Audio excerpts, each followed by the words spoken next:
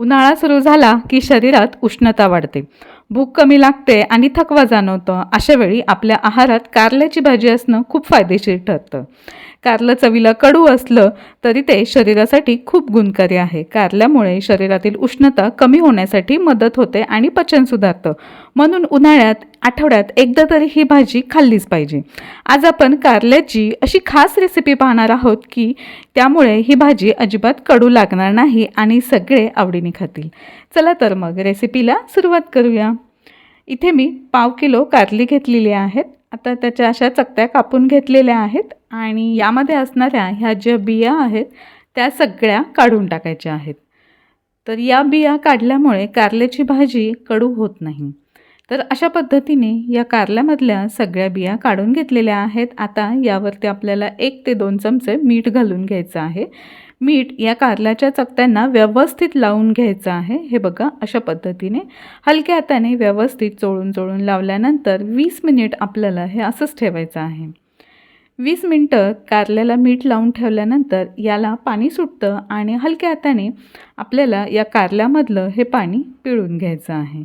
तर हे बघा अशा पद्धतीने कारल्यातलं हे जे कडू पाणी आहे ते काढून टाकलं की आपली कारल्याची भाजी अजिबातही कडू लागत नाही आणि यामधले जे प्रोटीन विटॅमिन्स असतात ते तसेच्या तसे राहतात. तर हे बघा अशा पद्धतीने कारल्यातलं पाणी इतकं आपण पिळून काढलेलं आहे. उन्हाळ्यामध्ये कांदे आणि कडू रसाच्या भाज्यांचं प्रमाण थोडंसं वाढवायचं आहे.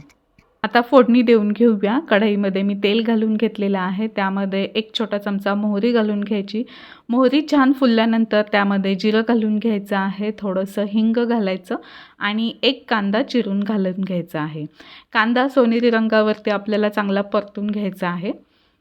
आता कांदा चांगला परतला गेला की यामध्ये आलं, लसूण आणि कोथिंबीर याची मी पेस्ट करून घेतलेली आहे. ती 1 चमचा यामध्ये घालून घेते. लसणाचा कच्चेपणा जाईपर्यंत आपल्याला हे छान असं परतून घ्यायचं आहे.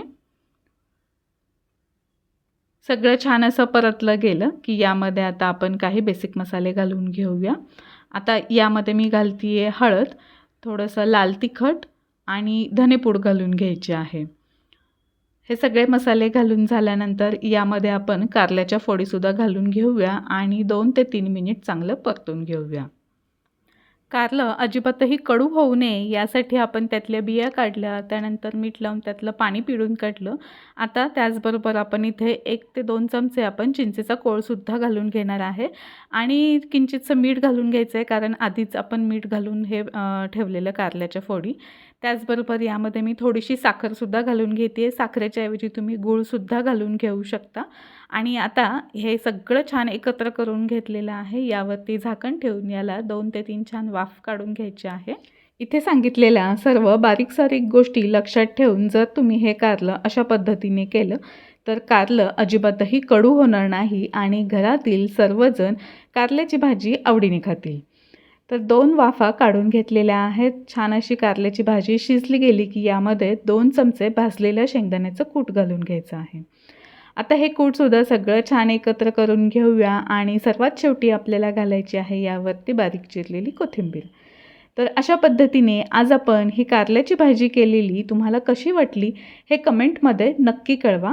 व्हिडिओ थोडा जरी आवडला असेल तर लाईक करा, शेअर करा आणि आपल्या यूट्यूब चॅनलला सबस्क्राईब करायला विसरू नका.